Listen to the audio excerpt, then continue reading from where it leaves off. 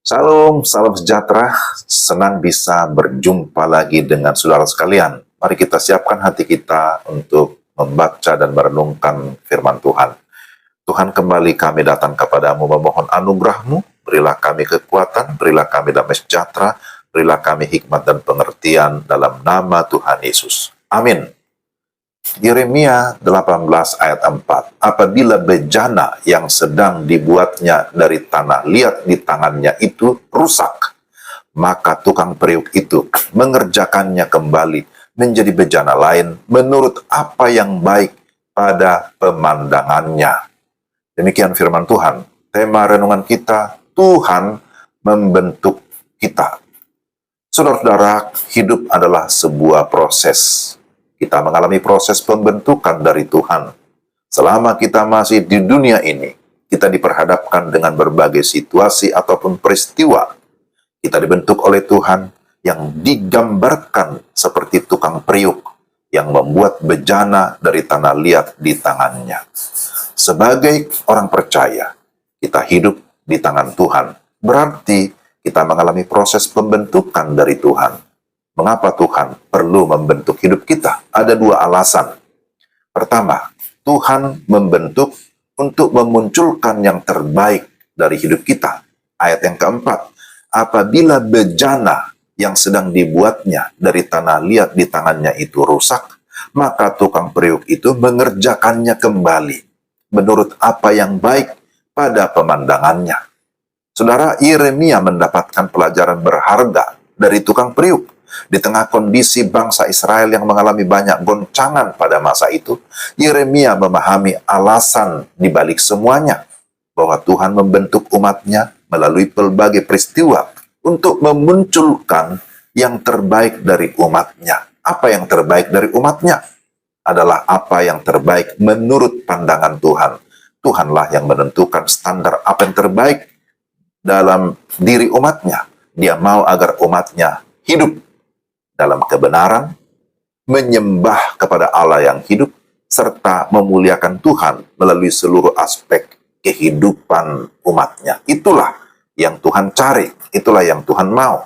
Dan yang kedua, Tuhan membentuk untuk mengajar kita mempunyai hati yang peka terhadap kehendaknya. Ayat 8-10. Yeremia menegaskan betapa pentingnya hidup seturut kehendak Tuhan.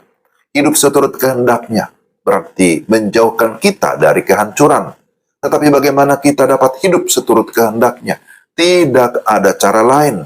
Tuhan menginginkan kita mempunyai hati yang peka, hati yang memang mau taat kepada kehendaknya. Peka terhadap kehendak Tuhan itu terlihat dalam dua hal. Pertama, kesediaan untuk bertobat ketika melakukan kesalahan. Dan yang kedua, kesediaan hati untuk mengikuti rencana Tuhan. Kepekaan ini bertumbuh seiring dengan keakraban atau keintiman relasi kita dengan Tuhan. Tidak ada jalan praktis dan cepat menuju kepada kepekaan, apalagi jalan pintas. Yang ada adalah sebuah proses perlahan-lahan tapi pasti. Saudara, apa yang kita bisa simpulkan dari firman Tuhan ini? Bahwa proses pembentukan Tuhan kadangkala tidaklah menyenangkan, tidak nyaman. Tetapi inilah jalan yang Tuhan ingin kita tempuh. Inilah hidup di tangan Tuhan. Belajar menjadi yang terbaik di mata Tuhan. Dan peka terhadap kehendaknya. Ketika seorang tukang pahat diinterview, bagaimana Anda membuat patung yang indah dari batu ini? Jawabnya apa? Saya hanya membuang bagian yang tidak penting. Dan inilah hasilnya, menjadi indah. Mari kita membuang hal yang tidak penting dari kehidupan kita.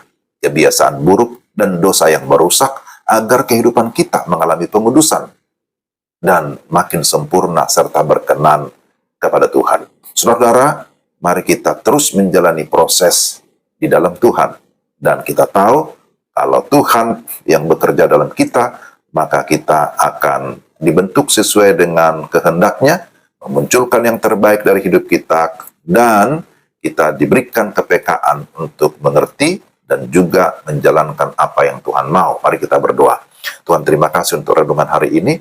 Kami sadar kami terbatas, Tolonglah kami supaya kami dalam segala kesediaan, dalam segala kerelaan, mau diperlengkapi, mau dibentuk Tuhan, untuk hidup sesuai dengan kehendak Tuhan. Terpujilah Engkau dalam nama Tuhan Yesus. Amin. Demikian renungan kita hari ini. Tuhan memberkati Bapak, Ibu, dan saudara-saudara sekalian. Selamat beraktivitas. Salam.